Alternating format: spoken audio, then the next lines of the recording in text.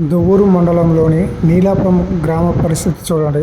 చిన్నపాటి వర్షానికి ఎంత దారుణంగా ఉందో. సాధారణ ప్రజలు కనీసం కాళ్ళ నడకతో తిరగాలన్నా నీళ్ళన్నీ ఉండి గుంతలుగా చాలా ఇబ్బందిగా ఉంది. గుంతలుగా ఉండి లోతుగా బైకులలో వెళ్ళే వాళ్ళైతే చాలా ఇబ్బంది పడుతున్నారు.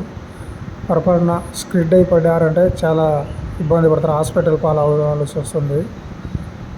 ఎవరైనా సంబంధిత అధికారులు కానీ రాజకీయ నాయకులు కానీ పట్టించుకుని తొందరగా ఈ ఊర్లో ఈ చూడండి ఎంత దారుణం ఉంది పరిస్థితి.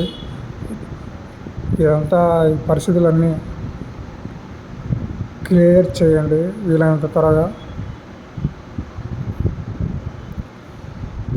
ఎవరైనా కింద పడితే మళ్ళీ హాస్పిటల్ ఖర్చులు చాలా. ప్రజలు తిరగాలన్నా కాలినడకతో వెళ్ళాలన్నా చాలా ఘోరంగా ఉంది. చిన్నపాటి వర్షానికే రాబోయేది ఇంకా వర్షాకాలము.